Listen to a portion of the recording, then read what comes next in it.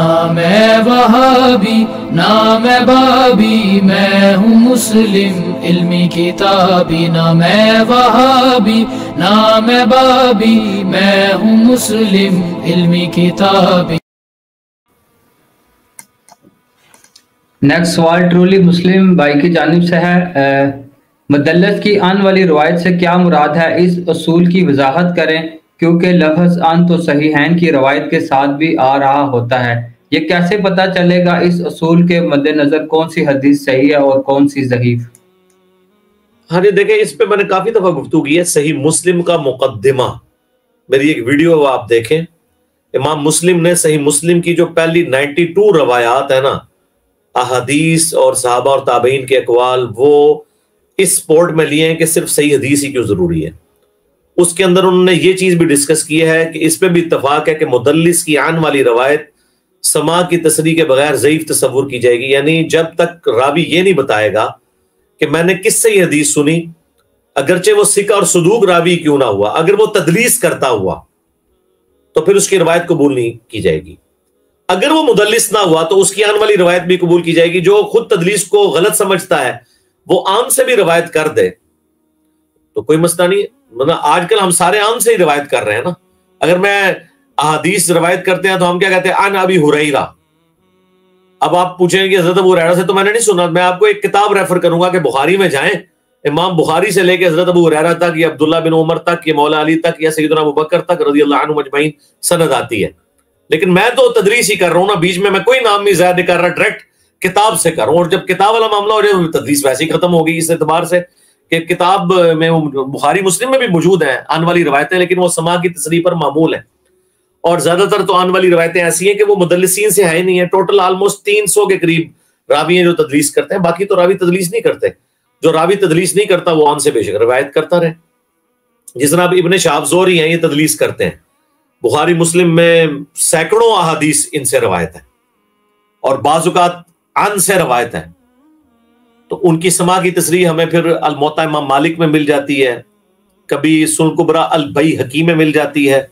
اس لیے آپ دیکھیں شیخ زبیر لذیذ صاحب نے جو الموطا امام مالک کا عبد الرحمن ابن قاسم والا نسخہ ہے نا، اس کی تخریج اور تحقیق کی ہے، اس میں انہوں نے احادیث لی ہیں الموطا امام مالک سے، یعنی الموطا امام مالک کی پوری انہوں نے وہ تحقیق بیان کی ہے۔ ایک تو یحییٰ بن یحییٰ والا نسخہ ہے نا، جس میں آلموسٹ 2500 احادیث ہے جو عموماً چلتا ہے۔ ایک عبد الرحمن بن قاسم والا ہے، اس میں آلموسٹ 500 کے قریب احادیث ہیں، ان میں میرا ایک حدیث ہی صرف ضعیف ہے، باقی ساری صحیح ہیں، لیکن ان میں بھی آپ کو آن والی روایتیں ابن شہاب کی ملیں گی۔ تو شیخ زبیر صاحب جب وہ لکھتے ہیں تو پھر وہ کہتے ہیں کہ ابن شہاب نے سماع کی تصریح فلاں جگہ کی ہوئی ہے، وہ اس کا حوالہ دے دیتے ہیں۔ ایک عرب اسکالر نے باقاعدہ پوری کتاب لکھی ہے کہ بخاری مسلم کی جو تدلیس والی روایتیں ان کی سماع کی تصریح انہوں نے تلاش کی ہے، چونکہ امام مسلم جب خود لکھ رہے ہیں کہ سماع کی تصریح کے بغیر حدیث ضعیف تصور ہوگی، تو وہ تحقیق کے بعد ہی انہوں نے وہ روایتیں لکھی ہیں، چاہے وہ بتائیں یا نہ بتائیں، کیونکہ ان کے نزدیک ہے نہیں ہے، لہٰذا وہ اس طریقے سے تو بیان نہیں کریں گے، اور باقی بعد میں لوگوں نے تحقیق کی ہیں اور وہ روایتیں موجود ہیں۔ اب تو تلقی بالقبول ہی سے حاصل ہے۔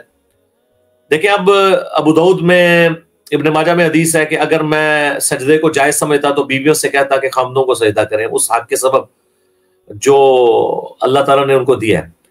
تو اس میں شریک القاضی مدلس ہیں اور عن سے روایت کر رہے ہیں، یہ روایت تو ضعیف ہے، لیکن سنن کبریٰ البیہقی میں شریک القاضی نے سماع کی تصریح کی ہوئی ہے کہ میں نے کس سے یہ سنا ہے، وہاں انہوں نے حدثنا یا اخبرنا سے روایت کی ہے، تو اس کی بنیاد پہ ہم اس حدیث کو صحیح سمجھتے ہیں۔ تو اس طریقے سے جب ابو داؤد پہ اور ابن ماجہ پہ حکم لگایا جاتا ہے تو اس حدیث کو صحیح کہا جاتا ہے، سماع کی تصریح دوسری جگہ موجود ہوتی ہے۔ شیخ زبیر صاحب اپنی وفات سے چند سال پہلے تک اس حدیث کو ضعیف کہتے تھے ابو داؤد کی، کہ جو شخص سلام عرض کرے گا قبر رسول پر آ کر، اللہ تعالیٰ میری روح لوٹا دے گا، میں اس کے سلام کا جواب بھی دوں گا۔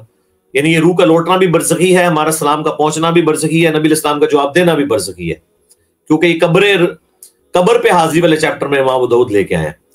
اس حدیث کو شیخ زبیر صاحب سے پہلے کسی نے ضعیف نہیں کہا تھا، اور ان کا اعتراض تھا کہ حضرت ابو ہریرہ کا یہ جو شاگرد ہے اس کی سماع کی تصریح نہیں ثابت ہے۔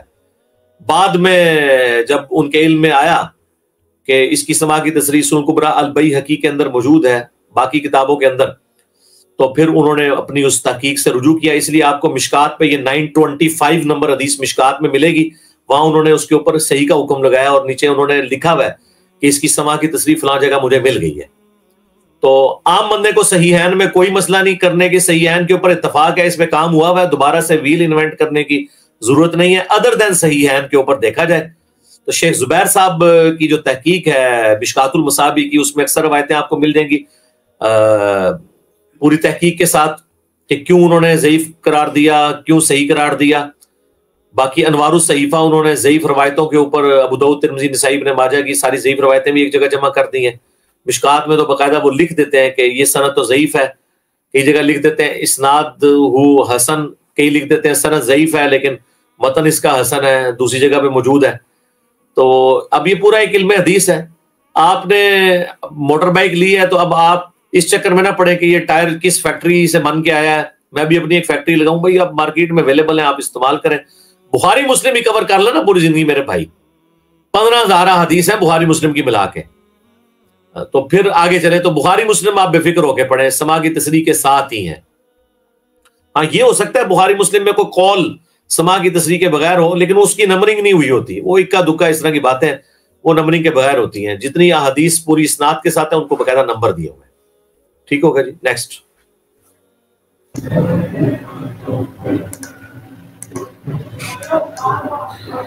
علی بھائی وقار احمد صاحب پوچھ رہے ہیں کہ یہ کیا سبب ہے کہ آپ ہمیں 12 منافقین کے نام نہیں بتاتے جبکہ رسول اللہ صلی اللہ علیہ وآلہ وسلم بتا چکے ہیں, اور نام نہ بتانے کی وجہ یہ آپ ہمیں حدیث نمبر بتا دیں. نبی الاسلام نے میرے بھائی مجھے نہیں بتایا تھا, وہ حضرت حذیفہ ابن یمان کو بتا کے گئے تھے. تو میں آپ کو اب کیسے بتا دوں, میں تو رازدار رسول نہیں ہوں. سارے صحابہ کو بھی ان کے نام نہیں پتا تھے, تو اب میں آپ کو کیسے بتا دوں. میں نے تو یہ کہا تھا کہ صحیح مسلم کی حدیث ہے کہ ان میں سے 12 میں سے 8 ایسے ہیں جن کی موت دوبیلا پھوڑے سے ہوگی. تو میں نے کہا تھا آپ علماء سے پوچھیں کہ کن کن کی موت دوبیلا پھوڑے سے ہوئی ہے. خیر وہ آپ کو پتا بھی چل رہے, تب بھی یہ ضروری نہیں ہے کہ وہ منافق ہوں, کیونکہ یہ ضروری نہیں ہے کہ دوبیلا پھوڑا منافقین کے علاوہ کسی اور کو نکل نہیں سکتا. طاعون کے مرض میں صحابہ کرام بھی فوت ہوئے ہیں, کافر بھی فوت ہوئے ہیں. تو بہرحال دوبیلا پھوڑے سے جن لوگوں کی موت ہوئی ہے وہ علماء سے جا کے پوچھیں. آپ نے اس میں سے نکالنا کیا ہے, کچھ بھی نہیں نکلنا اس میں سے. ہمارے لیے نبی اسلام کی غیبی خبر یعنی اس کے ساتھ کوئی دین کا کوئی ایسا معاملہ جڑا نہیں ہوا آج کی ڈیٹ میں جو آپ نے اس کے ذریعے حل کرنا ہے. اس زمانے میں تو ضرور ہو سکتا ہے کہ لوگوں کے ساتھ, اب جو لوگ مر چکے اپنے انجام کو پہنچ چکے ہیں, البتہ جو چیزیں نبی اسلام نے کھل کر بیان کر دی ہیں وہ ہم کھل کر بیان کرتے ہیں. جو نبی اسلام نے اس طریقے سے نہیں, آپ مجھے اگر کہیں کہ حضرت ابو ہریرہ کو جن لوگوں کے نام بتائے تھے ان کے ماں باپ کے نام جو بخاری میں آتا ہے جن کے ہاتھوں امت کی تباہی ہونے والی ہے, بنو مروان, تو اب میں آپ کو اندازے سے تو نام بتا سکتا ہوں لیکن اسپیسیفکلی تو میرے پاس کوئی ایسی چیز موجود نہیں ہے. باقی روافظ کا ایک وہ جھوٹی روایت لے کے آنا کہ نعوذ باللہ خلفۂ ثلاثہ ان میں شامل ہیں, وہ تو جعلی منقطع روایتیں ہیں. یعنی جن لوگوں کے نام ہم احترام سے لے رہے ہوتے ہیں رضی اللہ عنہ کے ساتھ, ان میں کوئی بھی بندہ ایسا نہیں ہے جو منافق ہو, الا ماشاء اللہ. نیکسٹ.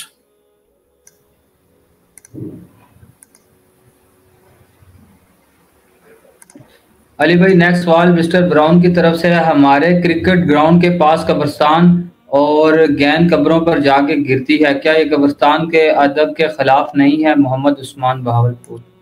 دیکھیں خلاف تو آ ہی جائے گا نا. صحیح مسلم میں حدیث ہے کوئی شخص کسی مسلمان کی قبر پہ بیٹھے اس سے بہتر ہے کہ وہ انگاروں پہ بیٹھے اور وہ انگارے اس کی کھال تک کو جلا دیں. اس طریقے سے صحیح مسلم میں حدیث ہے کہ میں تمہیں منع کرتا ہوں قبروں کو پکا کرنے سے, ان پہ عمارت بنانے سے اور ان پر بیٹھنے سے. لائیو بیٹھنا بھی منع ہے, مجاور بن کے بھی بیٹھنا منع ہے. تو مسلمان کی قبر کی ایک عزت ہے. ظاہر ہے جب آپ بال جا کے وہاں گرے گی تو جب بال لینے کے لیے جو بندہ جائے گا وہ تو 20 قبروں کے اوپر پاؤں رکھ کے وہاں پہ پہنچے گا. یہ تو آپ کوئی گارنٹی نہیں دے سکتے کہ وہاں تک پہنچنے کے لیے وہ اتنی احتیاط کرے گا. خالی بال لگنے سے تو کوئی بے رحمتی نہیں قبر کے ہونے لگی, پاؤں رکھنا یا اس پہ بیٹھنا منع ہے. اگر وہ قبرستان کھلا کھلا بنا ہوا ہے جس طرح اسلام آباد میں ہے اور وہاں پہ بال چلی جاتی ہے سائڈ پہ جا کے گرتی ہے اور آپ طریقے سے کسی قبر کو پھلانگے بغیر اس کے اوپر پاؤں رکھے بغیر وہاں سے پہنچ کر وہاں سے بال اٹھا لیتے ہیں پھر تو کوئی گناہ نہیں ہے. لیکن یہ تو بڑا ہی مشکل کام ہے جو میں آپ کو بتا رہا ہوں.